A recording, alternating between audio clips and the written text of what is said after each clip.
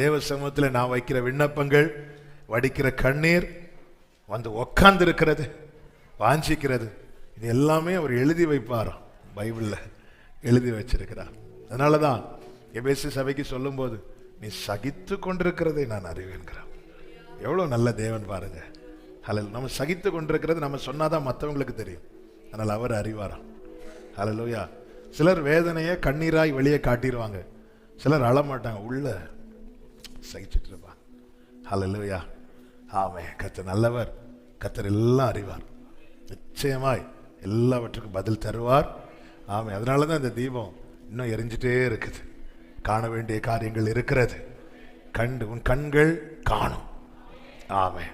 வலது கரத்தை உயர்த்தி சொல், என் கண்கள் காணும். ஆமென். ஹல்லேலூயா. கர்த்தருக்கு மகிமை உண்டாவதாக. ஆமென். நீ உன் பிள்ளைகளையும் எருசலேமுக்கு உண்டாகும் சமாதானத்தையும் காண்பாய். கர்த்தர் காண பண்ணுவாராக. ஆமென். இந்த நாளிலே நாம் ஆபிரகாமுடைய ஜெபத்திலிருந்து சில காரியங்களை நாம் வேதத்திலிருந்து ஆவியானவர் காண்பிக்கிற வெளிச்சத்தின் பிரகாரமாய் கற்றுக்கொண்டு செபிக்க போகிறோம். ஆதாரமாய் முதலாவது ஒரு வசனத்தை வாசியுங்கள். ஆதியாகமம் 18வது அதிகாரம் 22வது வசனம். முதலாவது வாசியுங்கள். அப்பொழுது அந்த புருஷர் அவ்விடம் விட்டு சோதோமை நோக்கி போனார்கள். ஆபிரகாமோ பின்னும் கர்த்தருக்கு முன்பாக நின்று கொண்டிருந்தான். ஆபிரகாமோ பின்னும் கர்த்தருக்கு முன்பாக நின்று கொண்டிருந்தான். 19வது அதிகாரம் 27வது வசனம். விடியற் காலத்தில் ஆபிரகாம் எழுந்து தான் கர்த்தருக்கு முன்பாக நின்ற இடத்திற்கு போய். அப்ப அடுத்த நாளும் ஆபிரகாம் என்னதான் செய்யறாரு? கர்த்தருக்கு முன்பாக. அப்ப ஆபிரகாமுடைய ஜெபம் என்பது அது அவனுடைய வாழ்க்கை என்று சொல்லலாம். இது ஆபிரகாமின் அடையாளம். இவங்க அன்னைக்கு ஜெபம் பண்ணாங்க, இப்படி எல்லாம் ஆபிரகாமை குறித்து சொல்லப்படுகிறது. தான் கர்த்தருக்கு முன்பாய் நின்றுட்டே இருக்கிறார். அதுதான் ஆபிரகாமின் சாட்சி. அவன் கர்த்தருடைய சிநேகிதன், விசுவாசிகளின் தகப்பன், விசுவாச வீரன், உண்மையுள்ளவன். ஆமென். அது மாத்திரமல்ல, அவனுடைய அடையாளம் அவன் ஜெபிக்கிறவன், ஜெப வீரன். அவங்க தான் கர்த்தருக்கு முன்பாகவே நின்று கொண்டிருக்கிறவர்கள். நம்முடைய அடையாளம் இப்படியாக மாற வேண்டும். ஜெபம் என்பது ரொம்ப முக்கியம். ஆபிரகாமை சிநேகிதன் என்று கர்த்தர் அழைத்தார். ஒரு சிநேகிதன் தான் எல்லா காலத்திலையும் சிநேகிப்பான். எல்லா காலத்திலும், எந்த சிச்சுவேஷன்லையும். நான் என் ஜெபத்துக்கு பதில் வந்தாலும் பதில் வரலைனாலும் நான் கர்த்தருக்கு முன்பாக நின்று கொண்டிருப்பேன். ஹல்லேலூயா. ஆமென். கர்த்தருக்கு முன்பாக நின்ற இடத்திற்கு போய், விடியற் காலத்திலே போயினா, ஆமென், அவன் ஒரு நாளை துவங்கும் போது 1000 வேலை அன்னைக்கு இருந்தாலும் ஆபிரகாமுக்கு முத வேலையே கர்த்தருக்கு முன்பாக நிற்கிறது. எங்கள் அப்பா கிட்ட பார்த்து வியந்த காரியம், அவங்க காலையில் எழும்புனதும் அம்மாவையும் பார்க்க மாட்டாங்க, பிள்ளைகளையும் பார்க்க மாட்டாங்க, 2 வார்த்தையை ஒட்டி வச்சிருக்கிறான்.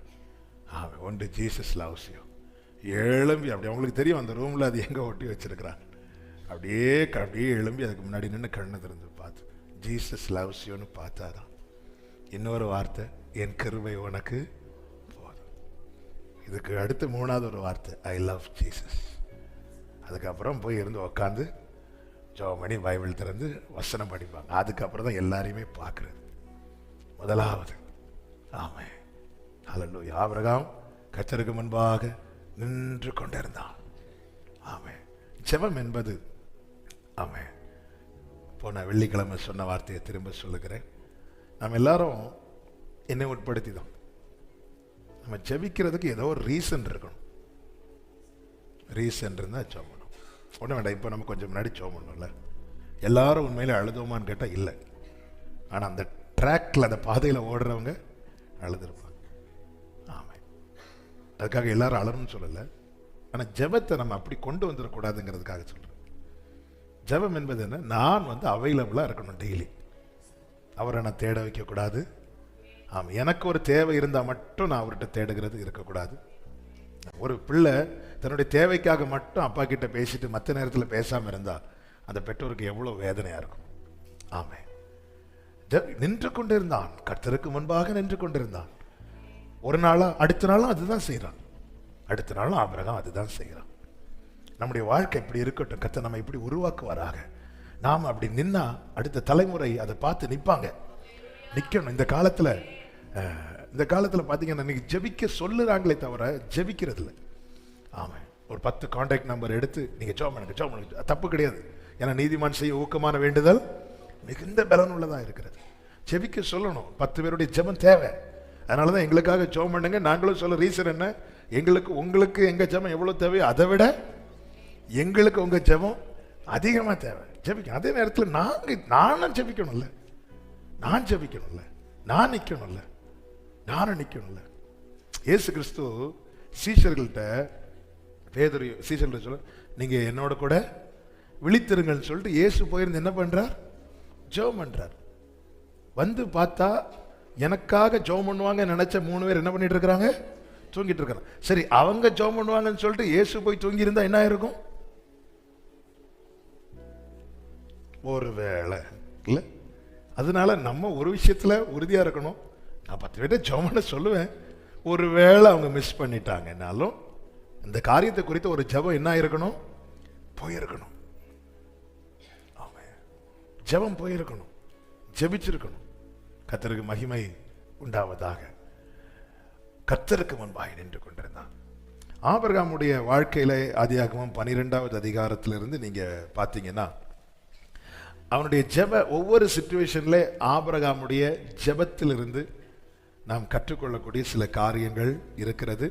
அதில் ஒரு 5 காரியங்களை மட்டும் நான் சொல்லி நம்ம ஜெபிக்க போகிறோம். முதலாவது ஆதியாகமம் 15வது அதிகாரம் அதனுடைய 2-3 வசனங்கள்.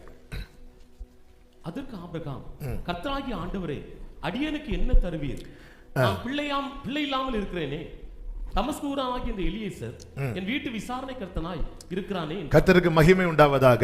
இப்பொழுது ஆபிரகாம் ஆண்டவர் சமூகத்தில் இருந்து ஆண்டவர்கிட்ட கேட்டு அறிந்து கொள்ளுகிறான். கேட்டு பெற்றுக் கொள்ளுகிறான் என்றல்ல, கேட்டு அறிந்து கொள்ளுகிறான். என்ன அறிந்து கொள்ளுகிறான்னா, எனக்கு நீங்க என்ன தருவீங்க? அப்ப ஜெபத்துல நம்ம என்ன செய்யலாம்? ஆண்டவரிடத்துல கேட்டு அறிந்து. இப்ப இதுதான் அவர் எனக்கு தாராருன்னா நான் அதுக்கு காத்திருக்கலாம்ல. கேட்டு அறிந்து கொள்ளுகிறான் ஆண்டவர். அடி எனக்கு என்ன, நீங்க எனக்கு என்ன தருவீங்க? கேட்டு அறிந்து கொள்ளுகிறான். அவன் கேட்டதும் என்னப்பா சந்தேகம் இப்படி எதுவுமே சொல்லல. ஆண்டவர் அவன் கேட்டதும் கர்த்தர் சொல்லுகிறார். அவன் ஏன் கேட்டு அறிந்து கொள்ளுகிறான் என்றால் 12வது அதிகாரத்தில் 75வது வயதுல ஆபிரகாமுடைய 75வது வயதுல கர்த்தர் அவனுக்கு வார்த்தையை சொல்லி கூட்டிட்டு வரார். அப்பொழுது அவன் கேட்கவில்லை. நான் சொல்லுகிற ஒவ்வொரு வார்த்தையும் நல்ல கவனமா கேட்கணும். அப்பொழுது எனக்கு என்ன தருவீர்னு கேட்கல. ஏன் கேட்கல தெரியுமா? அவ்வளவு பழக்கம் ஆண்டவருக்கு ஆபிரகாமை தெரியும். ஆனா ஆபிரகாமுக்கு ஆண்டவர் அவ்வளவு பழக்கம் இல்ல. அதனால ஓகே சொல்லிட்டு ஆமேன் சொல்லிட்டு இப்ப 86 வயசு, 11 வருட பழக்கம்.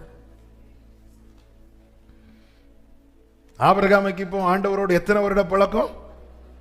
ஆமென். இன்னைக்கு நம்ம ஒருத்தங்கள்ட்ட ரொம்ப ஃப்ரீயா பேசுவோம், சில காரியங்களை கேட்டு அறிந்து கொள்வோம்.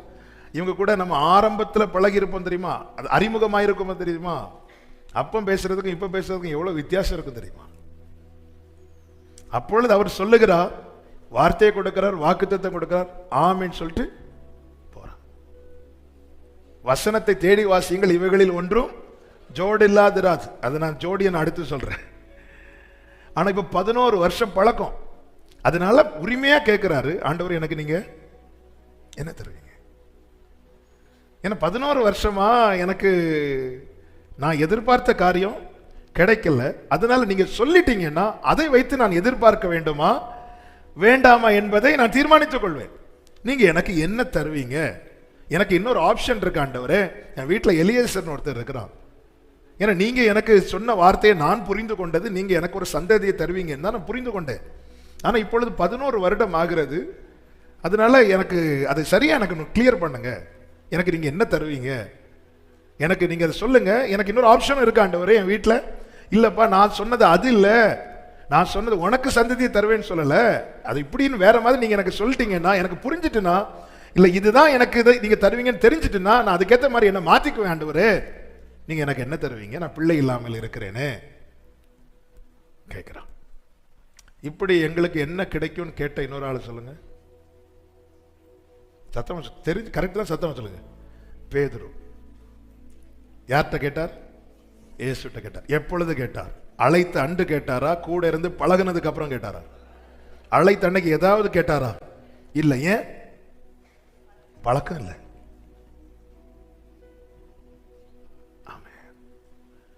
நாம் கேட்டு பெற்றுக்கொள்வதற்கு முன்னதாக கேட்டு அறிந்து கொள்வோம்.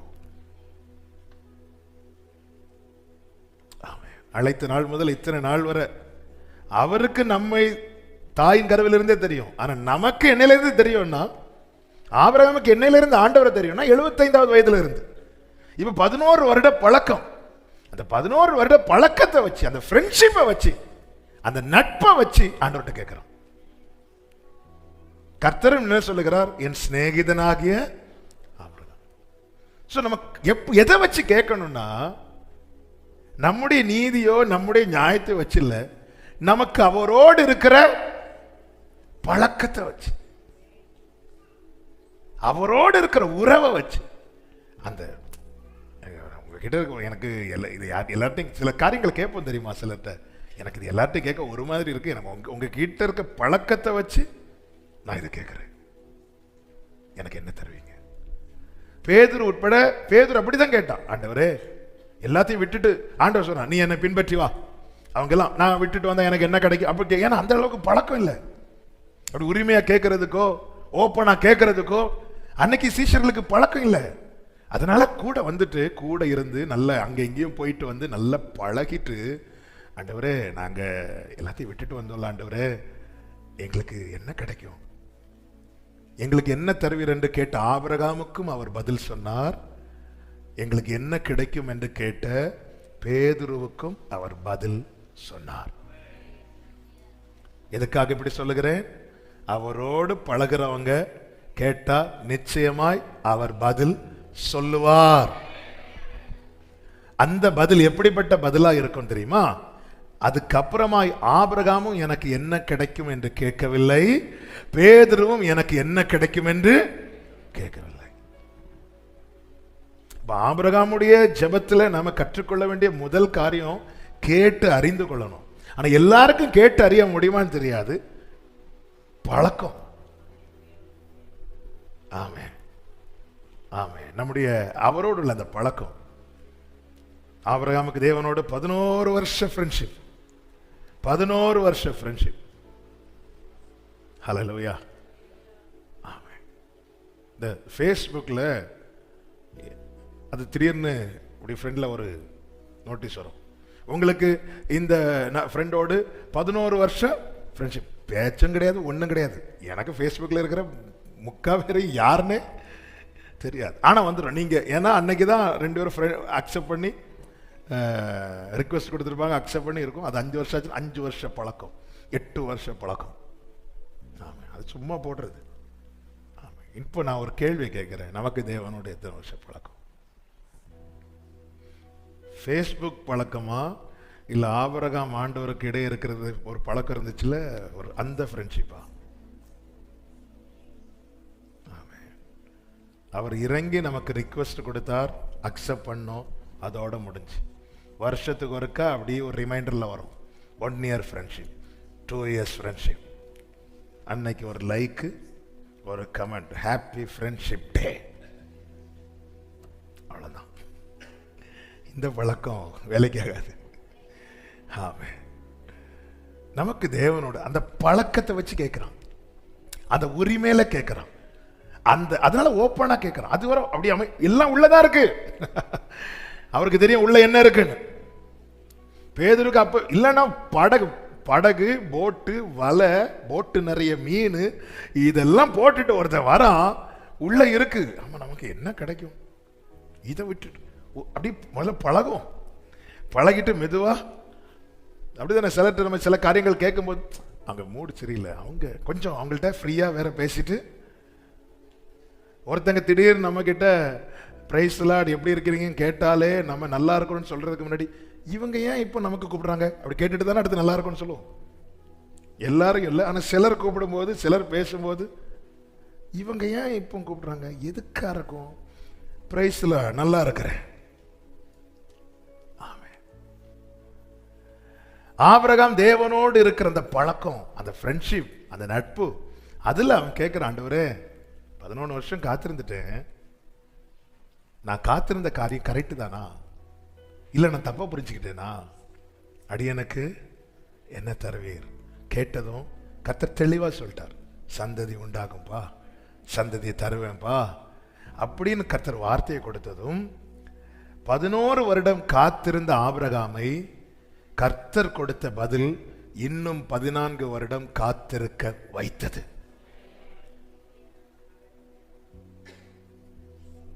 கர்த்தர் காலத்தை வார்த்தை தரும் முன்னமே குடித்து வச்சுட்டார், இன்னைக்குதான் நடக்கும், ஆனா நான் காத்திருக்கணுமே. 11 வருடம் காத்திருந்த ஆபிரகாமை இன்னும் 14 வருடம் காத்திருக்க வைத்தது என்னவென்றால், எனக்கு என்ன கிடைக்கும் என்று அவன் கேட்டு அறிந்து கொண்டானே, அதுதான். ஆண்டவர் எனக்கு இன்னைக்கு தருவீங்கன்னா நான் வெயிட் பண்றேன், இல்ல நீங்க டிலே ஆகும்னா நான் இதோட வெயிட் பண்ண மாட்டேன், நான் வேற வழியை பார்த்து போயிடும், அப்படி இல்லை. எனக்கு தெரிஞ்சிட்டுன்னா நான் வெயிட் பண்ணுவேன். ஆமே, எனக்கு தெரிஞ்சிட்டு நான் வெயிட் பண்ணுவேன். எனக்கு என்ன கிடைக்கும்? தேவனோடு இருக்கிற இந்த உறவுல கேட்கணும். கேட்டான், தேவன் பதில் கொடுக்கிறார். அந்த வசனத்தை வாசிங்க, 15வது அதிகாரம் அதனுடைய 4வது வசனம். அப்பொழுது கர்த்தருடைய வார்த்தை 3ல இருந்தே வாசிங்க. பின்னும் ஆபிரகாம், தேவரீர் எனக்கு புத்திர சந்தானம் அருளவில்லை, இதோ என் வீட்டிலே பிறந்த பிள்ளை எனக்கு சுதந்திரவாளியாக இருக்கிறான். அதாவது 11 வருஷத்தோட ஆபிரகாம் காத்திருக்கிறத ஸ்டாப் பண்ணிடலான்னு பார்த்தார். ஸ்டாப் பண்ணிட்டு ஒரு பிள்ளைய தத்தெடுத்து வளர்க்கறதுக்கு பிளான் போட்டார். புரியும்படி சொல்றேன். வீட்டில் எலியேசன் இருக்கிறான், கேட்டா கண்டிப்பா பிள்ளைய தருவோம், ஏன்னா நான் நிஜமான அல்லவா, அதனால கொடுப்பான். ஸோ பிளான் பண்ணி, ஆண்டவரே நீங்க சொல்லுங்க என்ன கிடைக்கும், நீங்க சொல்லிட்டீங்கன்னா நான் அதுக்கேற்ற மாதிரி என் பிளானை, அதனால நாங்கள் ஒரு ஆப்ஷன் இருக்கு ஆண்டவரே, நான் உங்களை எதுவுமே சொல்லல, நீங்க என்ன அழைத்தது எனக்கு பெருசு, நீங்க என்ன தெரிந்தெடுத்தது எனக்கு ரொம்ப பெருசு, நான் 11 வருஷம் வெயிட் பண்ணிட்டு இருக்கிறேன், இப்படி ஒரு ஆப்ஷன் இருக்கு. வீட்டில் எலியேசர் பையன் இருக்கிறான், அவன் என் வீட்டில் தான் பிறந்திருக்கிறான், அதனால அவன் எனக்கு சுதந்திரவாளியா இருக்கிறான்னு சொல்லும் போது அடுத்த வார்த்தை, அப்பொழுது கர்த்தருடைய வார்த்தை அவனுக்கு உண்டாகி, இவன் உனக்கு சுதந்திரவாளி அல்ல. ஆண்டவர் தெளிவாக்குறார், இவன் உனக்கு சுதந்திரவாளி சுதந்திரவாளி அல்ல, உன் கற்ப பிறப்பா இருப்பவனே சுதந்திரவாளி ஆவான் என்று சொல்லி கர்த்தர் அவனை அழைத்து வானத்தை பாத்தீங்க பாருப்பா, இதுதான் இப்படிதான் தெளிவுபடுத்தி சொல்லி அடுத்த வசனத்தை வாசிங்க, 6வது வசனம். அவன் கர்த்தரை விசுவாசித்தான். இது அவனை இன்னும் 14 வருடங்கள் காத்திருக்க வைத்தது. அப்ப ஜெபத்துல நமக்கு அவருக்கு இடையே இருக்கிற உறவின் அடிப்படையில் நம்ம அவர்கிட்ட ஓப்பனா கேட்கலாம். அது ஆபிரகாம்கிட்ட நம்ம கற்றுக்கொள்ளக்கூடிய ரொம்ப அருமையான காரியம். கேட்டு பெற்றுக்கொள், அதற்கு முன்னே கேட்டு அறிந்து கொள். இப்போ ஆண்டவர் சொல்றாரு இல்லப்பா அப்படின்னா ஆபிரகாம் அதுக்காக வெயிட் பண்ணியிருக்க மாட்டானே. நம்புவதற்கு ஏதுவல்லாதிருந்தும் நம்பிக்கையோடே காத்திருந்தானோ. கேட்டு அறிந்து கொள், அதன் பிறகு கேட்டு பெற்றுக்கொள். என்ன ஆண்டவர் பிளான் வச்சிருக்கிறாங்க அது தெரியும். ஆண்டவர் தெரிவிப்பாரா, ஆண்டவர் சொல்லுவாரா? 1 கொரிந்தியர் 2வது அதிகாரம் 9வது வசனத்தை வாசிங்க. எழுதியிருக்கிறபடி தேவன் தமிழ் அன்பு கூறுகிறவர்களுக்கு ஆயத்தம் பண்ணினவைகளை கண் காணவும் இல்லை, காது கேட்கவும் இல்லை, அவைகள் மனுஷனுடைய இருதயத்தில் தோன்றவும் இல்லை. 10வது வசனம். நமக்கோ தேவன் அவைகளை தமது ஆவியினாலே வெளிப்படுத்தினார். அப்ப அவரோடு உறவுல இருந்தா அது நமக்கு வெளிப்படுத்தப்படும். ஏன்னா ஆவியானவர் நம்முடைய ஆவியுடனே கூட, அப்படிதான் ரோமர் 8:15 இருந்து ஒரு வசனத்தை வாசிச்சிருக்க. ரோமர் 8:15 தானே, 16 வாசிங்க. நாம் தேவனுடைய பிள்ளைகளாய் இருக்கிறோம் என்று ஆவியானவர் தாமே நம்முடைய ஆவியுடனே கூட சாட்சி கொடுக்கிறார். இதுதாங்க உறவு. ஆமென் சொல்லுங்க. ஆவியானவர் நம்முடைய ஆவியுடனே கூட. அப்ப இந்த பழக்கத்தை வச்சு கேட்கலாம், இந்த பழக்கத்தை வச்சு கேட்கலாம். இந்த பழக்கத்தை வச்சு கர்த்தர் பேதுருக்கு எல்லாம் சொல்லிட்டு இருக்கும் போது அவன் ஆமேன் போடாம அவன் அடுத்தவன் காரியத்தை கேட்க போறான். பழக்கத்தை வச்சு கேட்கறதுல ஒரு கணக்கு இருக்கு, ஒரு நியாயம் இருக்கு. அடுத்த விஷயத்தை இல்லை, உன் விஷயத்தை கேளு. ஆமென். பேதுருட்ட ஆண்டு சொல்லிட்டு இருக்க, இங்க பாரு, நீ இள வயதா இருக்கும்போது இப்படி முதிர் வயதாகும் போது உன்னை கூட்டிட்டு போவாங்க. ஆண்டவரே, அவன் காரியத்தை சொல்லிட்டீங்கன்னா அதன் அர்த்தம் என்னன்னா, என் வயசு காலத்துல நான் ரத்த சாட்சியை மறிக்க போறேன்னு சொல்லிட்டீங்க, யோவானும் இப்படி சாவான்னு சொல்லிட்டீங்கன்னா கொஞ்சம் சமாதானமா. பேதுருக்கு சமாதானத்தை இந்த விஷயத்துல நீ அப்படி சமாதானம் படண்டான், அவன் நான் வர்றது வரைக்கும் அவ்வளவு சமாதானமே. அவன் பழக்கத்தை வச்சு கேட்கக்கூடியதை கேட்கணும். ஆண்டவரே, எனக்கு என்ன தருவீங்க, என்ன தருவீங்க? பிள்ளைங்க கேட்க மாட்டாங்களாங்க, அப்பா எனக்கு என்ன வாங்கிட்டு வருவீங்க, என்ன வாங்கிட்டு வந்திருக்கிறீங்க? எனக்கு யார்ட்டங்க கேட்பாங்க? இந்த உறவுல தானே. அந்த நமக்கு தேவனோட இந்த பழக்கத்தை தந்திருக்கிறாருங்க. உங்களை நான் சிநேகிதர் என்றே கர்த்தர் சொல்றார். பேதுரு கேட்டபோது சொன்னார், என் நாமத்தின் நிமித்தம் நீ இதெல்லாம் விட்டதுனால இம்மையிலும் மறுமையிலும் அப்படி சொல்லிட்டு இங்க கொடுக்க போறது அங்க கொடுக்க போறது. அப்ப அவர் இருதயத்துல இருக்குது என்ன செய்யணும்னு. நாம ஓப்பனா கேட்டா அவர் தம்முடைய இருதயத்தை ஓபன் பண்ணுவார். ஆனா அதுக்கு என்ன தேவைன்னா அவரோடு நட்பு. ஆமென். அடுத்து அறிந்து கொள்ளக்கூடிய ஒரு முக்கியமான காரியம் 17வது அதிகாரம் அதனுடைய 17-18 வசனங்கள். அப்பொழுது ஆபிரகாம் முகங்குப்புற விழுந்து நகைத்து, 100 வயதானவனுக்கு பிள்ளை பிறக்குமோ, 90 வயதான சாராள் பிள்ளை பெறுவாளோ என்று தன் இதயத்தில் சொல்லிக் கொண்டு, இஸ்மவேல் உமக்கு முன்பாக பிழைப்பானாக என்று ஆபிரகாம் தேவனிடத்தில் விண்ணப்பம் பண்ணினான். நல்ல கவனமா கேளுங்க. வாக்குத்தத்தம் பெற்ற தேவ பிள்ளைங்க வாக்குத்தத்தத்தை வச்சுதான் ஜெபம் பண்ணணும். ஆனால் இப்பொழுது ஆபிரகாம் வாக்குத்தத்தத்தை வச்சு ஜெபம் பண்ணல. ஆபிரகாம் எப்படி ஜெபம் பண்றாருன்னா, எதை தன் இருதயத்தில் சொல்லிக் கொள்ளுகிறானோ அதை தான் ஜெபமாய் வைக்கிறான். அப்போ இந்த ஆபிரகாம் ஜெபத்தில் கற்றுக்கொள்ளக்கூடிய 2வது காரியம் என்ன? நம்முடைய ஜெபத்தில் வருகிற வார்த்தைகள் எல்லாம் எங்கிருந்து வருகிறது தெரியுமா? நம்முடைய இருதயத்தில் என்ன சொல்லுறோமோ அதுதான் ஜெபத்தில் வருது. அப்ப இருதயத்தில் நாம என்ன சொல்லணும், அதுக்கு தான் ஆண்டவர் 17வது அதிகாரம் 1வது வசனத்திலிருந்தே சொல்லிட்டு வரார். வாக்குத்தத்தத்தை கொடுத்திருக்கிறார். என் இருதயம் வாக்குத்தத்தத்தை சொல்லுமானால் என் ஜெபம் ஈசாக்கை குறித்ததா இருக்கும். நம்முடைய இருதயம் என்ன சொல்லுதோ, நம்முடைய ஜெபத்துல நம்ம என்ன ஜெப, ஆபிரகாமா இருந்தாலும் சரிதான், யாரா இருந்தாலும் சரிதான், அவனுடைய இருதயம் என்ன சொல்லுதோ அதை தான் அவன் ஜெபத்துல வைப்பான். இஸ்மவேல் உமக்கு முன்பாய் பிழைப்பான். ஆபிரகாம் ஈசாக்குக்காக எல்லாம் ஜெபம் பண்ணியிருக்கணும். உனக்கு கொடுக்கப்பட்ட வாக்குத்தத்தம் 24 வருடம் இந்த வாக்குத்தத்தத்தை அவர் சொல்லிக் கொண்டு வருகிறார். 24 இயர்ஸா. ஆனால் அவன் இருதயம் என்ன பார்க்குது அப்படின்னா, வார்த்தையை பார்க்கல, தன்னை பார்க்குது. ஆமென். 100 வயதானவனுக்கு பிள்ளை பிறக்குமா, 90 வயதான சாராள் பிள்ளை பெறுவாளா? அப்போ இருதயம் சூழ்நிலையை தான் சொல்லிட்டே இருக்கு, சரீர நிலைமையை தான் சொல்லிட்டே இருக்கு, பிரச்சனையை தான் சொல்லிட்டே இருக்கு. சோ இருதயம் இவைகளை சொல்லிக் கொண்டிருக்குமானால் நம்முடைய ஜெபமும் அப்படிதான் இருக்குமே தவிர கேட்டு பெற்றுக்கொள்ளும்படியான ஜெபமாய் நம்மிலிருந்து புறப்படாது. நம்முடைய ஜெபம் அது அவருக்கு உகந்ததா இருக்கணும், அது அவருக்கு பிரியமா இருக்கணும். ஆமென். யாபேஸ் வேண்டிக் கொண்டான், கர்த்தர் அதை அவனுக்கு அருளினார். ஆபிரகாம் வேண்டிக் கொண்டதை கர்த்தர் அருளினா பிரச்சனை வேற மாதிரி ஆயிரும். ஆபிரகாம், உனக்கு நான் வாக்குத்தத்தம் வச்சு, உன் இருதயம் உன் சூழ்நிலையை பேசிட்டே இருக்குது. உன் இருதயம், அதனாலதான் உங்கள் இருதயத்தை ஊற்றி விடுங்கள் இருக்கு பைபிள்ல. கர்த்தரை என்றென்றே, கர்த்தரை எக்காலத்திலும் கர்த்தரை நம்புங்கள், உங்கள் இருதயத்தை அவருடைய சமூகத்தில் ஊற்றிரு. இல்லைன்னா அது சொல்லிட்டே இருக்கும். உன் சரீரத்தை பாரு, உன் பிரச்சனையை பாரு, உன் குடும்பத்தை பாரு, உன் மனைவியை பாரு, உன் புருஷனை பாரு. நம்ம முகங்குப்புற விழுந்து ஜெபிக்க போனாலும் அதுதான் சொல்லிட்டே இருப்போம். கேட்டு பெற்றுக்கொள்ளும்படியாய் நம்முடைய ஜெபம் இருக்காது. அப்ப நம்முடைய இருதயம் எதை தான் சொல்லணும் அப்படின்னா, கர்த்தர் நம்மோடு பேசி இருக்கிறார், தெளிவா பேசிட்டே வரார். நம்முடைய வாழ்க்கை திரும்பி பேசிட்டு நம்முடைய இருதயம், அதனாலதான் தாவீது சொல்லுகிறார், நம்முடைய வாக்கை என் இருதயத்தில் வைத்தேன். அது வெளியே போக விடக்கூடாது. வார்த்தை மறக்கவே கூடாது, நமக்கு மறக்கவே கூடாது, சொல்லிட்டே இருக்கணும். வார்த்தை அப்படி இருதயத்தில் பதிஞ்சிடணும். ஒவ்வொருத்தர், சிலருக்கு கேட்ட உடனே பதிஞ்சிடும், சிலருக்கு கேட்க கேட்க பதியும், சிலருக்கு எழுதினாதான் பதியும், சிலருக்கு மனப்பாடம் பண்ணாதான் பதியும். எப்படியோ இருதயத்துல வசனம் பதிஞ்சிடணும். இருதயம் வசனத்தை சொல்லணும். இருதயம் வசனத்தை சொல்லுமானால் நம்முடைய ஜெபம் உகந்ததாய் மாறும். இல்லைன்னா வேற ஏதோ கேட்டுட்டு இருப்போம், வேற கேட்டுட்டு இருப்போம். கேட்க கூடியதை கேட்காம இருக்கிறோம், ஜெபிக்கிறோம், முகங்குப்புற விழுந்து ஜெபிக்கிறோம்.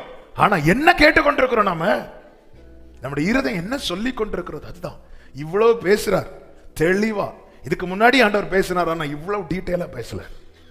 எல்லாம் சொல்லி சொல்லி வந்தவன, ஆண்டவரே அவர் சொன்ன வார்த்தையை எடுத்து எடுத்து சொல்லலாம். ஆண்டவரே நீ சொன்னபடி எனக்கு, நீ சொன்னபடி. ஆனா அவன் இருதயம் இவ்வளவு வார்த்தையை கேட்ட பிறகும் தன் சூழ்நிலையும், தன் சரீர நிலைமையும், தன் மனைவி நிலைமையும் இதைதான் சொல்லிட்டே இருக்குது. சரி, பிரேயர் டைம்ல என்ன ஜெபம் பண்றார்? இஸ்மவேல் உமக்கு முன்பாய் பிழைப்பானாக. ஆண்டவர், ஹே, நீ பண்ண ஜெபத்தின்படி நான் தருவேனானால் நான் உனக்கு கொடுக்கப்பட்ட ஒரு வார்த்தை உன் வாழ்க்கையில நிறைவேறாது. நீ பண்ணின ஜெபத்தின்படி நான் உனக்கு செய்வேனானால் நான் உனக்கு கொடுத்த வாக்குத்தத்தம் எப்படி அப்புறம் உனக்கு நடக்கும்? நான் உனக்கு கொடுத்த வாக்குத்தத்தம் நடக்கணும்னா நீ பண்ணின ஜெபத்தின்படி நான் செய்யக்கூடாது. நான் சொல்றது எத்தனை பேருக்கு விளங்குது? நீ இஸ்மவேல் அது வேற, ஆனா நீ இஸ்மவேலை எங்க கொண்டு வர தெரியுமா? அடுத்த சந்ததியா கொண்டு வர. நான் சொன்ன வாக்குத்தத்தம் உன் வாழ்க்கையில் பலிக்க வேண்டுமானால், நடக்க வேண்டுமானால் நீ கேட்டபடி நான் உனக்கு செய்யக்கூடாது. சில ஜெபத்துக்கு தேவன் பதில் தரவில்லை என்பதற்காக சோர்ந்து போயிருக்கிற உள்ளங்களோடு கர்த்தர் இந்த வார்த்தையை பேசிக் கொண்டிருக்கிறார். நம்முடைய இருதயம் எது சொல்லுதோ அதுதான். நம்ம ஆபிரகாமே அப்படி ஜெபம் பண்ணார்னா நாம எல்லாம் இப்படி ஜெபம் பண்ணுங்க எல்லாம் சொல்லலாங்க. ஆனா இருதயம் என்ன சொல்லி கொண்டு இருக்குதோ அதனாலதான் வசனம். அதனாலதான் ஆண்டவர் என்ன சொல்றாருன்னா, நீ அது வசனத்தை சொல்லிட்டே இரு. உன் கையில வசனத்தை கட்டு, உன் ஞாபகக்குரிய உன் கண்களின் நடுவே வச்சுக்கோ. உன் வீட்டு நிலைக்கால்கள் மேல எழுது. உன் பிள்ளைகிட்ட படுக்கும் போது அதை தான் பேசு, எழும்பும் போது அதை தான் பேசு, நடக்கும் போதும். ஏன்னா உன் இருதயம் வசனத்தை சொல்லிட்டு இருக்கட்டும். அப்படி சொல்லிட்டு இருந்தா நம்ம செபிக்க உட்கார்ந்தாலே நம்முடைய செபங்கள் எல்லாம் அவருக்கு உகந்த தூபமாய் மாறும், தூபமாய் மாறும். ஹல்லேலூயா. நம்முடைய ஜெபத்தை தள்ளாமலும் தமது கிருபையை நம்மை விட்டு விலக்காமலும் இருக்கிற தேவனுக்கு ஸ்தோத்திரம். ஹல்லேலூயா, ஹல்லேலூயா. ஒரு சகோதரி என்கிட்ட சொன்னாங்க, அவங்க பையன் அப்படி வழி மாறி போறான். பாஸ்டர், அவன் கால ஆண்டவர் முறிக்கணும்னு ஜெபம் பண்ணுங்க. ஏன்னா இருதயம் சொல்லுது இவனை வேற எந்த வகையிலும் திருத்த முடியாது. இவன் எங்கேயாவது முறிஞ்சு கிடந்தாதான். ஒரு தாயார், அப்போ தாயா இருந்தாலும் சரிதான், ஒரு இருதயம் என்ன சொல்லுதோ அதுதான் நம்முடைய ஜெபமா மாறுது. நம்முடைய இருதயம் என்ன பேசி கொண்டிருக்கிறது என்பதில் நம்ம கவனமா இருக்கணும். இது அது இருதயம் என்ன சொல்றது? அதுதாங்க நம்ம எண்ணங்கள். நம்முடைய இருதயம் பேசுது, இருதயத்தில் சொல்லிக்கொண்டு இருதயம் சொல்றதா இந்த எண்ணங்களாய் வந்து நிக்குது. நம்ம என்ன நினைச்சிட்டு இருக்கிறோம்? அதனாலதான் ஜெப நேரத்தில் சரியா நம்மளால ஜெபிக்க முடியாத காரணம் என்ன தெரியுமா? இருதயம் வேற ஏதோ பேசிட்டு இருக்கு. அதுக்கெல்லாம் எப்படிப்பட்ட ஜெபம் ஓடணும்னா அதை எழுதி வைத்து, இந்த ஸ்தோத்திர பலி எழுதி வச்சு படிப்போம் தெரியுமா? எழுதி வைத்த ஜெபங்கள் தான் ஓடும். இது ஏன் இருதயம் பேசிட்டு இருக்கு? இல்ல, தாவீது, அதனாலதான் தாவீதுடைய ஜெபம் வசனத்தை வைத்து பண்ற ஜெபம். அதனாலதான் நீர் என்னை நம்ப பண்ணின வசனத்தை உமது அடியனுக்காக நினைத்தரும், அதுதான் என் சிறுமையில் எனக்கு ஆறுதல். நம்முடைய ஜெபம் எப்படி இருக்கிறது, நம்முடைய இருதயம் என்ன சொல்லிட்டு இருக்கோ அதுதான் நம்முடைய ஜெபம். அதனால இருதயத்துல அவர் நம்மோடு சொன்னது இருக்கட்டும். அவர் சொன்னதை நம்முடைய இருதயம் சொல்லுமானால் நாம சொல்ற ஜெபம் அவருக்கு உகந்ததா இருக்கும். ஹல்லேலூயா. மூன்றாவதாக ஆபிரகாம் ஜெபத்திலே கற்றுக்கொள்ள வேண்டிய அடுத்த முக்கியமான காரியம், ஆதியாகமம் 18வது அதிகாரம் 18 முதல் 21 வரை உள்ள வசனங்கள். அதுல 18, 20, 21 வாசிங்க. நான் செய்ய போகிறதை ஆபிரகாமுக்கு மறைப்பேனோ? பின்பு கர்த்தர் சோதோம் குமோராவின் கூக்குரல் பெரிதாய் இருப்பதினாலும் அவைகளின் பாவம் மிகவும் கொடிதாய் இருப்பதினாலும் நான் இறங்கி போய் என்னிடத்தில் வந்து எட்டின அதன் கூக்குரலின்படியே அவர்கள் செய்திருக்கிறார்களோ இல்லையோ என்று பார்த்து அறிவேன் என்றார். இப்ப கர்த்தர் அதை ஆபிரகாமுக்கு சொல்றார். சோதோம் பட்டணத்தை அவர் அழிக்க போற காரியம் முன்னமே சொல்லுகிறார். எதற்காக? 22வது வசனம். அப்பொழுது அந்த புருஷர் அவ்விடமிட்டு சோதோமை நோக்கி போனார்கள். ஆபிரகாமோ பின்னும் கர்த்தருக்கு முன்பாக நின்று கொண்டிருந்தான். ஜெபிக்கிறதுக்காக சில காரியங்களை ஆண்டவர் உணர்த்துவார். பிள்ளைகளை குறித்து, புருஷனை குறித்து, மனைவியை குறித்து, குடும்பத்தை குறித்து, சபையை குறித்து, தேசத்தை குறித்து ஆண்டவர் நம்ம மேல இருக்கிற அன்பு, நான் செய்ய போகிறதை மறைப்பேனோ, அந்த அந்த பழக்கத்தின் அடிப்படையில் ஆண்டவர் முன்னமே உணர்த்துவார். எதுக்காக தெரியுமா?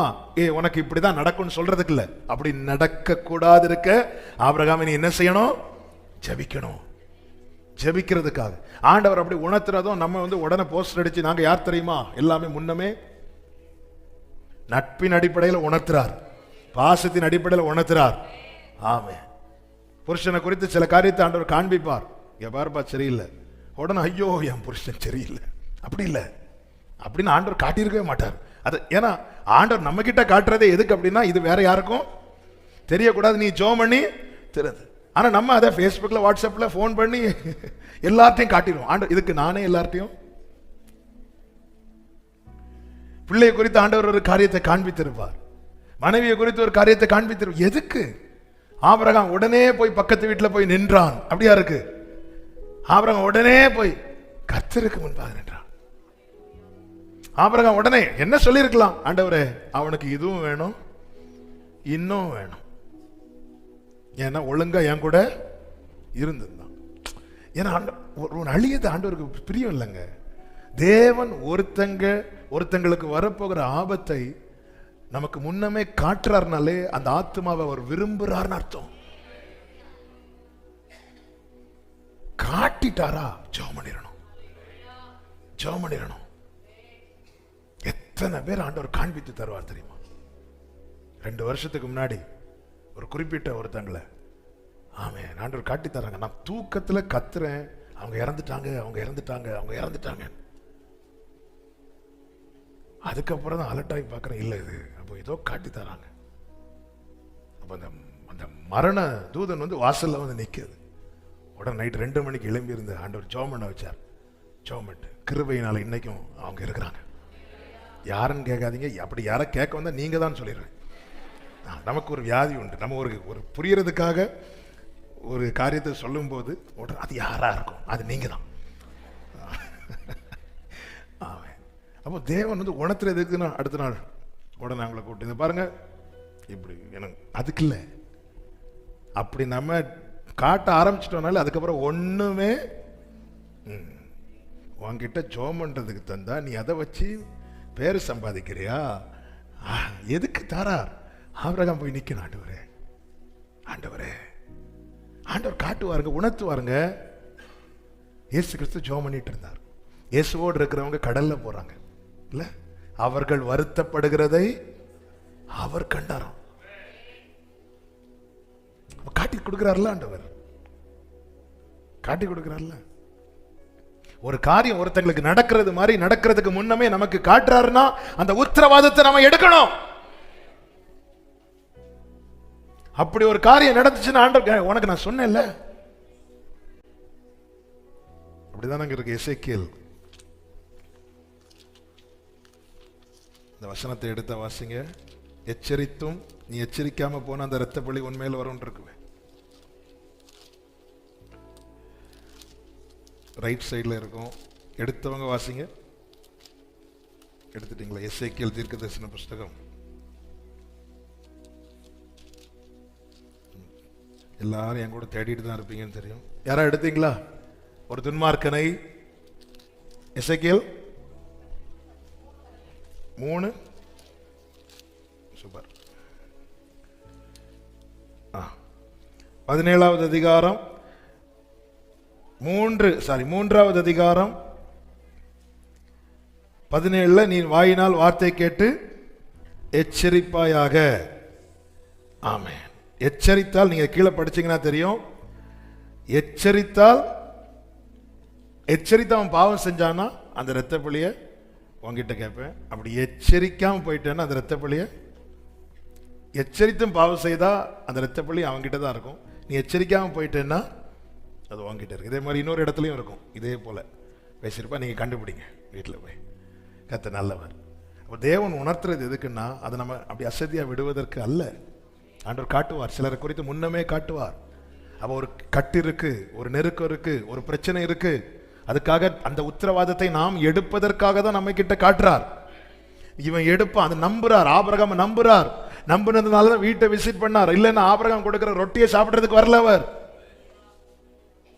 ஆபிரகாம் கொடுக்கிற ரொட்டியையும் ஆபிரகாம் அடித்து கொடுக்கிற கன்றுக்குட்டியும் சாப்பிடுறதுக்கு வரல. ஆபிரகாம் இந்த உத்தரவாதத்தை எடுக்கணுங்கிறதுக்காக. சில நேரத்தில் நாம் ஆபிரகாம் லோத்துக்காக உத்தரவாதம் எடுக்கிறது லோத்துக்கு தெரியாது. லோத்துக்கு தெரியாததுனால ஆபிரகாம் எடுக்க மாட்டேன்னு சொல்லல. ஏன்னா இது கொடுத்தது கர்த்தர். நீங்க உங்க குடும்பத்துக்காக அழுறது உங்க குடும்பத்துக்கு தெரியாது. தெரியாததுனால அவங்க கேட்பாங்க, நீ இந்த குடும்பத்துக்கு என்ன செஞ்சேன்னு கேட்பாங்க. அதை குறித்து சோர்ந்து போகாதீங்க, கர்த்தர் உங்களை உத்தரவாதம் எடுக்க வைத்திருக்கிறார். நீ இந்த குடும்பத்துக்கு என்ன செஞ்ச? நான் தானே சம்பாதிச்சேன், நான் தானே உழைக்கிறேன், நீ என்ன செஞ்ச? எப்ப பார்த்தாலும் அழுதுட்டு தானே இருக்க சொல்லுவாங்க. சோர்ந்து போயிடாதீங்க, கர்த்தர் உங்கள்கிட்ட தானே பேசுறார், உங்ககிட்ட தானே உணர்த்துறார். அந்த உத்தரவாதத்தை நீங்க எடுக்கணுங்கிறதுக்காக அதான் நின்று கொண்டிருந்தான். யார் தன் குடும்பத்துக்கு அழுறாங்களோ அவங்கள வச்சுதாங்க அந்த குடும்பம் ஓடுது. யோசுவா களத்துல இறங்கி வேலை செய்யலாம், ஆனா மலையில மோசே கையை உயர்த்தி நிக்கிறான். மோசையின் கை என்னைக்கு தாருதோ யோசுவா உன் கதை அன்னையோட முடிஞ்சது. மோசையின் கை தாழ்ந்ததும் அமலேக்கின் கை உயர்ந்தது. ஜெபிக்கிறவங்க, தேவ சமூகத்திலிருந்து அழுறவங்க ஒரு குடும்பத்திலிருந்து அற்று போனால் அந்த குடும்பம் தள்ளாடும், அந்த கூடாரம் விழுந்துரும்.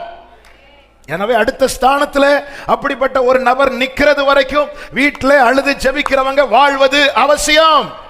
உங்க குடும்பத்தில் ஒருத்தங்க அழுது ஜெபிக்கிறாங்கன்னா அவங்க வாழணும். அடுத்த ஸ்தானத்தில் அடுத்த தலைமுறை வந்து நிக்கிறது வரைக்கும் அவங்க நிற்பது அவசியம். இல்லைன்னா தாவீதின் கூடாரமா இருந்தாலும் அது விழுந்து போயிடும். ஆண்டவர் சிலரோடு பேசிக் கொண்டிருக்கிறார். அதனால குடும்பத்துக்காய் அழுகிற அன்பு சகோதர, அன்பு சகோதரி, உங்களுடைய உத்தரவாதத்தை நீங்கள் புரிந்து கொள்ளுங்கள். அவங்க கூட இருக்கிறவங்க புரியணும்னு அவசியம் கிடையாது, சொன்னாலும் புரியாது. ஆமென். உத்தரவாதம் எடுக்கிறான், முன்னாடி நின்றுட்டு இருக்கிறான். லோத்துக்கு ஏதாவது மெசேஜ் போட்டார், இங்க பாரு நான் உனக்காக ஜெபம் பண்ணிட்டு இருக்கேன், நீ இப்படி பண்ணல, நான் அப்படி நோ. எனது உத்தரவாதத்தை அவனாக எடுக்கல, கர்த்தர் கொடுத்தார். சிலதை காட்டி தருவார், உணர்த்துவார். கர்த்தருக்கு மகிமை உண்டாவதாக. நேரம் போகிறதுனால நான் சொல்லி முடிக்கிறேன். நாம் ஜெபிக்க உணர்த்துகிறார். ஹல்லேலூயா. ஆமோஸின் புஸ்தகம் அதனுடைய 7வது அதிகாரத்தின் 4வது வசனத்தில் ஆண்டவர் ஆமோஸ்ட சொல்றார், அக்கினியினால இதை நான் நியாயம் விசாரிப்பேன் சொல்றார். சொல்லும் போது ஆமோஸ் ஜெபிக்க ஆரம்பிக்கிறார். கர்த்தர் உணர்த்துகிறார், அக்கினியினால இது நியாயம் விசாரிப்பேன். 5வது வசனத்தை வாசிங்க. அப்பொழுது நான் கர்த்தராகிய ஆண்டவரே நிறுத்துமே. போதும்பா, யாக்கோபு திரும்ப யாரால் எழுந்திருப்பான், அவன் சிரித்து போனானே என்று சொல்லும் போது 6வது வசனத்தில் கர்த்தர் அதற்கு மனஸ்தாபப்பட்டு அப்படிதான் செய்வேன்னு சொல்றார். ஆனா ஒருத்தன் ஜெபம் பண்ணதும் அப்படி ஆவதில்லைன்னு சொல்றாரு. பாத்தீங்களா? அவன் எதுக்கு உணர்த்துறாரு?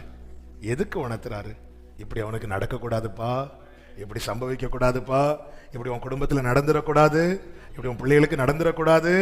அதனால கர்த்தர் உணர்த்தி ஜெபிக்க வைக்கிறார். நல்லா புரிஞ்சுக்கோங்க. இன்னொரு சத்தியத்தை கூட நான் இதில் சொல்ல விரும்புகிறேன். உங்ககிட்ட ஒரு காரியத்தை கர்த்தர் உணர்த்தி உங்களை ஜெபிக்க வைக்கிறார்னா உங்க ஜெபத்தை அவர் கேட்கறதுக்கு ரெடியா இருக்கிறான்னு அர்த்தம். ஆமென். நான் இந்த வேர்டை ரிப்பீட் பண்றேன். உங்ககிட்ட ஒரு காரியத்தை தேவன் உணர்த்தி, சொப்பனத்தின் மூலமோ தரிசனத்தின் மூலமோ அல்லது யார் மூலமோ உங்ககிட்ட ஒரு காரியத்தை தேவன் உணர்த்தி உங்களை ஜெபிக்க வைக்கிறார்னா உங்க ஜெபத்தை அவர் கேட்கிறதற்கு ரெடியா இருக்கிறார். அதன் அர்த்தம் தான் மூவராய் ஆபிரகாமை சந்திக்க வருகிறார்கள். உடன் வந்த 2 பேர் சோதோமை நோக்கி போகிறார்கள். கர்த்தர் அங்கே நிற்கிறார். ஏன்? ஆபிரகாம் பின்னும் கர்த்தருக்கு முன்பாக எனக்கு டைம் இல்லைன்னு சொல்லிட்டு கர்த்தர் போகல. ஆபிரகாமே நீ நிக்கணும், நீ நில்ல ஆபிரகாமே, எனக்கு அவசரம் இல்லை, நான் கேட்கிறேன் ஜெபிக்கணும். கர்த்தர் உணர்த்துவாருங்க கண்டிப்பா இந்த ஆகஸ்ட் ஜெபத்துல. ஆமென். அதனாலதான் நேற்று ஜெபத்தை குறித்து சொல்லும்போது சொன்னேன் அல்லவா, நீங்க உங்க தேவையெல்லாம் சொல்லிட்டு கொஞ்ச நேரம் எப்படி இருக்கணும்? அமைதியா இருங்க. உணர்த்துவார். எதனால சில காரியங்கள் நடக்கல, ஏன் தடையா இருக்கிறது, ஏன் வாய்க்கப்படல, உணர்த்துவார். உணர்த்தும் போது அதை வச்சு ஆண்டவர் சமத்துல ஜெபம் பண்ணணும். நம்மில் குறை இருக்கும், அகற்ற வேண்டியது அகற்றணும். ஆமே, கர்த்தர் உணர்த்துவார். இந்த ஆகஸ்ட் ஜெபத்துல கர்த்தர் உணர்த்துவாராக. ஆமே, அப்படி ஒரு காரியத்தை தேவன் உணர்த்துறாருனாலே, வர்றதுக்கு முன்னாடி உணர்த்துறாருனாலே நம்ம ஜெபிக்கிறத அவர் கேட்கறதுக்கு ரெடியா இருக்கிறார்னு அர்த்தம். ஹல்லேலூயா. உங்ககிட்ட உணர்த்துற காரியத்தை நீங்க ஜெபம் பண்ணுங்க. உங்களுக்கு இன்னும் ஜெப சப்போர்ட் தேவைன்னு வரும்போது உங்களுக்கு பாஸ்டர்ஸ்க்கு ஃபோன் பண்ணி சொல்லுங்க, ஜெபம் பண்ணுங்க. உங்களுக்கு நெருக்கமா இவங்க ஜெபம் பண்ணுவாங்க நம்பிக்கையுள்ள விசுவாசிகள்கிட்ட சொல்லுங்க. ஆமென். இந்த காரியத்துக்காக. ஆனா ஒரு உங்களுக்கு நிச்சயம் இருக்கணும், இவங்க இந்த விஷயத்தை வெளியே, நான் திருப்பி சொல்றேன், முதல்ல நீங்க ஜெபம் பண்ணுங்க. இல்ல எனக்கு இந்த காரியத்துக்கு நான் ஜெபம் பண்ண உட்கார்ந்தாலும் என்னால முடியல, எனக்கு ஒரு பிரேயர் சப்போர்ட் தேவை அப்படின்னு இருந்தா சபை ஊழியருக்கு சொல்லுங்க. உங்க சபை ஊழியருக்கு சொல்லுங்க. இது ஆன்லைன்லயும் பார்க்கறதுனால சொல்றேன். உங்க பாஸ்டர் சொல்லுங்க, எனக்கு இன்னும் பிரேயர் சப்போர்ட் தேவை. யாருக்கிட்ட சொல்லணும்? இவங்க கிட்ட சொன்னா இவங்க இந்த விஷயத்தை அவங்க ஹஸ்பண்ட கூட அவங்க ஒய்ஃப்ட கூட சொல்ல மாட்டாங்க என்கிற நிச்சயம் இருக்கிறவங்க கிட்ட நீங்க சொல்லுங்க. அதே போல உங்ககிட்ட ஒருத்தங்க தங்கள் பர்சனலை சொல்லி ஜெபிக்க கேட்டா, நான் இயேசு நாமத்தில் தாழ்மையா சொல்றேன், அதை உங்க ஹஸ்பண்ட கூட அல்லது ஒய்ஃப்ட கூட ஷேர் பண்ணக்கூடாது. ஏன்னா அவங்க நீங்க ஜெபம் பண்ணா கர்த்தர் கேட்பார்னு நம்பிதான் உங்ககிட்ட ஜெபிக்க சொல்லியிருக்கிறாங்க. அதை போய் தெரியுமா அவங்களுக்கு, நம்ம ஜெபம் பண்ணிடுவோம், ஆனா நம்ம வாய் இருக்கு தெரியுமா, இந்த நாக்குக்கு லைசன்ஸ் கிடையாது. ஆமா, ஆனா இப்படி பேசிடுவோம். இல்ல, தயவு செய்து அவங்க அவ்வளவு வலியில அவங்களால நிக்க முடியாம எனக்கு ஒரு 2 பேரும் ஜெபம் பண்ணா நல்லா இருக்கும் அந்த அந்த தேவையினால அவங்க கேட்டாங்க. அது உங்ககிட்ட ஜெபத்துக்காக ஒரு விஷயத்தை சொல்லிட்டாங்கன்னா சொல்லாதீங்க, சொல்லாதீங்க. ஹஸ்பண்ட சொல்லாதீங்கன்னு சொல்றது தப்பா எடுத்துக்கணும். உங்க ஹஸ்பண்ட் உங்க கூட ஜெபிக்கிறவங்களா இருந்தா அவங்க கிட்ட சொல்லி சேர்ந்து ஜெபம் பண்ணலாம். ஏன்னா சில விஷயம் நாம தாங்கிடுவோம், நம்ம துணை தாங்கிட மாட்டோம். அவன் நமக்கு தெரியணும், இந்த விஷயத்தை இவங்க கேட்டுருவாங்க, இந்த விஷயத்தை இவங்க தாங்கிட மாட்டாங்க. அந்த நிலைமையும் அறிந்திருக்கணும். அதுக்கு ஏற்றார் போல. சில வீட்டில் மனைவி மட்டும் ஜெபம் பண்ணுவாங்க, புருஷன் ஜெபம் பண்ணவே மாட்டாங்க. அப்போ அந்த காரியத்தை என்ன செய்ய முடியாது, அவங்க கிட்ட நம்ம காரியத்தை ஷேர் பண்ணணும். ஆனா இன்னொருத்தங்க ஜெபிக்க கேட்டிருப்பாங்க, இப்படி வீட்டில் இந்த பிரச்சனை இருக்கு அப்படி நம்ம கிட்ட ஜெபம் பண்ண கேட்டிருப்பாங்க. நம்ம ரட்சிக்கப்படாத ஒரு கணவர் இருப்பா, அவர்கிட்ட போய் இங்க பாருங்க அந்த வீட்டில் இப்படி பிரச்சனை இருக்கான்னு சொன்னா, பத்தி அந்த சர்ச்சுக்கு போனாலே எப்படி வேற என்ன சொல்லுவாங்க அவங்க, வாமா ஜெபம் பண்ணு இப்படியே சொல்லுவாங்க. இல்லை. ஸோ நமக்கு தெரியும் அந்த ஜெப குறிப்பு அது ஜெபிக்கிறதுக்காக கொடுக்கப்பட்டது. ஆபிரகாம் பார்த்தீங்களா, ஜெபித்து கொண்டிருக்கிறான், நின்று கொண்டிருக்கிறான். அதனால கர்த்தர், நீங்க அந்த வசனத்தை படிச்சீங்கன்னா தெரியும், ஆபிரகாமுக்கு தேவன் இதை தெரிவிக்க காரணம் 19-16 வாசிங்க. அவன் தாமதித்துக் கொண்டிருக்கும் போது கர்த்தர் லோத்தின் மேல் வைத்த லோத்தின் மேல இரக்கம் வச்சதுனால இதுல இருந்து அவன் காக்கப்படணுங்கிறதுக்காக முன்னமே கர்த்தர் ஆபிரகாமுக்கு தெரிவிக்கிறார். இந்த வசனங்களை நல்ல கவனிங்க. லோத்தின் மேல இரக்கம் வச்சு ஆபிரகாமுக்கு தெரிவிக்கிறார். அடுத்து 29வது வசனம், தேவன் அந்த சமபூமியின் பட்டணங்களை அழிக்கும் போது தேவன் ஆபிரகாமை நினைத்து லோத்தை காப்பாற்றுகிறார். லோத்தின் மேல இரக்கம் வச்சு ஆபிரகாமுக்கு தெரிவிக்கிறார். ஆபிரகாம் பண்ணின ஜெபத்தை நினைத்து லோத்தை காப்பாற்றுகிறார். ஹல்லேலூயா. அவன் அழியணுங்கிறது தான் தேவ சித்தமா இருந்திருக்கும். ஆனால் ஆபிரகாமை ஜெபிக்க வச்சிருக்க மாட்டார். நீங்க எரேமியாவில் படிச்சீங்கன்னா தெரியும், எரேமியா கிட்ட சில இடத்துல சொல்வார், நீ இந்த ஜனத்துக்காக விண்ணப்பம் பண்ண வேண்டாம், நான் கேட்க மாட்டேன் அப்படிம்பார். எரேமியா கிட்ட நீ இந்த ஜனத்துக்காக விண்ணப்பம் பண்ண வேண்டாம் அப்படிம்பார். லோத்து மேல ஒரு இறக்கம் வச்சதுனால அவன் காக்கப்படணும். ஆபிரகாம் அவரை ஜெபிக்க வைக்கிறார். ஆபிரகாமை நினைத்து, அதாவது ஆபிரகாம் கர்த்தருக்கு முன்பாய் நின்று பண்ணின ஜெபத்தை நினைத்து லோத்தை காப்பாற்றுகிறார். கர்த்தர் நிறைய பேசிட்டு இருக்கிறார், நான் நம்புறேன். ஹல்லேலூயா. ஹல்லேலூயா. இல்லாண்டவரே, அவங்களெல்லாம் திருத்த முடியாதாண்டவரே, அப்படி இல்லை. ஒருத்தங்களை குறித்து வரப்போகிற ஆபத்தை முன்னமே காட்டுறாருன்னா அவங்கள உங்களுக்கு பிடிக்குதோ பிடிக்கலையோ புரிஞ்சுக்கோங்க, ஆண்டவர் அவங்க மேல இறக்கம் வச்சிருக்கிறார். ஆமென். 4வதாக 2 காரியத்தை சொல்லிட்டு நம்ம ஒரு 5 நிமிஷம் ஜெபம் பண்ண போறோம். நீங்க இருந்து இந்த வார்த்தைகள் எல்லாம் வச்சு ஜெபம் பண்ணுங்க. 4வதாக நீங்க அதனுடைய 18வது அதிகாரத்தின் 23 முதல் 33 வரை உள்ள வசனங்களை பார்த்தீங்கன்னா தெரியும். ஆபிரகாம் திரும்ப திரும்ப கேட்டுட்டு இருக்கிறான். எது வரைக்கும் கேட்கிறான் என்றால், தன்னுடைய குழப்பம் நீங்கும் மட்டும், தன்னுடைய பயம் நீங்கும் மட்டும். முதல்ல கேட்கிறான், 50 நீதிமான் இருந்து அழிப்பீரோ? ஆண்டவர் சொன்னார், அழிக்க மாட்டோம். உடனே யோசிக்கிறான், ஒருவேளை 50 இல்லைன்னா? அப்ப அந்த இடத்துல ஒரு பயம் வந்துட்டு, ஒரு சந்தேகம் வந்துட்டு, ஒரு குழப்பம் வந்துட்டு. ஆபிரகாம் ஜெபத்திலிருந்து கற்றுக்கொள்ளக்கூடிய அடுத்த காரியம் என்னவென்றால், தனக்கு தெளிவு உண்டாகும் மட்டும் அல்லது தான் கேட்கிற காரியத்தில் ஒரு சமாதானம் வரும் வரைக்கும் அவன் ஜெபத்தை முடிக்கல. அவன் 10 வரைக்கும் வந்தான், அதுல அவனுக்கு சமாதானம் வந்துட்டு. சமாதானம் மட்டும் வரலன்னா, ஆண்டவரே ஆண்டவரே இன்னும் ஒரு விஷயம் கேட்கிறேன் அப்படி சொல்லியிருப்பான். அப்படிதான் ஒவ்வொன்றா சொல்லி வரார். அதனுடைய 26வது வசனத்தை வாசிங்க. அதற்கு கர்த்தர், நான் சோதோமில் 50 நீதிமான்களை கண்டால் அவர்கள் நிமித்தம் அழிக்க மாட்டேன் என்று சொல்லுங்க. 27வது வசனம் 27. அப்பொழுது ஆபிரகாம் பிரதியுத்தரமாக, இதோ தூளும் சாம்பலுமாய் இருக்கிற அடியேன் ஆண்டவரோடே பேச துணிந்தேன். ஒருவேளை சொல்லிட்டு 28வது வசனத்துல கேட்கிறார் ஆண்டவர், அதையும் சொல்றாரு அழிக்க மாட்டேன். 30வது வசனம், அப்பொழுது அவன், நான் இன்னும் பேசுகிறேன் வராமல் இருப்பதாக 30 நீதிமான்கள் அங்கே காணப்பட்டாலோ என்றான். அதற்கு அவர், நான் 30 நீதிமான்களை. 31வது வசனம், அப்பொழுது அவன், இதோ ஆண்டவரோட பேச துணிந்தேன் 20 நீதிமான்கள். அடுத்து 32 வாசிங்க. 10 நீதிமான்கள் அங்கே காணப்பட்டாலோ. 32வது வசனம் வாசிங்க. கர்த்தர் ஆபிரகாமோட பேசி முடிந்த பின்பு போய்விட்டார். 32வது வசனத்தை வாசிங்க. அப்பொழுது அவன், ஆண்டவருக்கு கோபம் வராதிருப்பதாக நான் இன்னும் ஒரு விசை ஒரே ஒரு விசை. அப்ப அதுல கிளியர் ஆயிட்டார் ஆபிரகாம். தனக்கு தெளிவு வரும் வரைக்கும் அவன் ஜெபத்தை விடல. அந்த லோத்தை குறித்த காரியத்தில் அவனுக்கு ஒரு சமாதானம் வரும் வரைக்கும் ஜெபத்தை விடல. அவனுக்கு அந்த விஷயத்துல சமாதானம் வந்ததும் போய் படுத்துட்டார். ஏன்னா அவருக்கு தெரியும் இது அவர் பார்த்துப்பார். அதனாலதான் அடுத்த நாள் விடியற் காலத்துல போய் நின்று பார்க்கிறான். என்ன பார்க்கிறான்? நம்ம ஜெபிக்கிறோம், ஜெபத்துல குழப்பத்தோடு பயத்தோடு ஜெபத்துல உட்கார்றது தப்பு கிடையாது. ஆனா எழும்பும் போது அப்படியே எழும்பக்கூடாது. எழும்பும் போது தெளிவோடு ஒரு சமாதானத்தோடு. அதுக்கு தான் அவர் வெயிட் பண்றார். இல்லப்பா எனக்கு டைம் ஆச்சுன்னு ஆண்டவர் சொல்லல. நீ கேட்டு முடிக்கிறது வரைக்கும் அவர் வெயிட் பண்ணுவார். ஆபிரகாம் கேட்டு முடிச்சிட்டு இன்னும் ஒரு விஷயம் கேட்கறதுக்கு இல்லைன்னு வரும்போது கர்த்தர் போய்விட்டார். 33வது வசனம், கர்த்தர் ஆபிரகாமோடு பேசி கொண்டிருக்கும் போதே போனாருண்டல்ல. பேசி ஜெபத்துல ஆண்டவர் பொறுமையா இருப்பார். நமக்கு தான் பொறுமை இல்லை. டைம் ஆகுது. அவர் இருந்து பேசி இன்னும் ஒரு விஷயம் சொல்றதுக்குள்ள ஆண்டவர் போயிட்டார். இதை கேட்க விட்டுட்டேனே அப்படி இல்லை. இருந்து அப்புறம் கேளு, ஓகே, சந்தேகம்லாம் தீர்ந்துட்டா, சமாதானம் ஆயிட்டா, ஓகே, அவர் போயிட்டார். அவர் போனதுக்கு அப்புறம் ஆபிரகாம் போறார். நமக்குள்ளே இருக்கிற தெளிவு வர்றது வரைக்கும் ஜெபத்தை விடக்கூடாது. 5வதாக ஆபிரகாம் ஒன்றை பெற்றுக்கொள்வதற்கு முன்னே அவனை வேறொன்று செய்ய வைத்தார். அது என்ன? 20வது அதிகாரம் 18வது வசனம். ஆபிரகாம் தேவனை நோக்கி வேண்டிக் கொண்டான். அப்பொழுது தேவன் அபிமெலேக்கையும் அவன் மனைவியையும் அவன் வேலைக்காரிகளையும் குணமாக்கி பிள்ளை பெறும்படி அனுக்கிரகம். ஆபிரகாம் தான் அதுக்காக காத்திருக்கிறார்.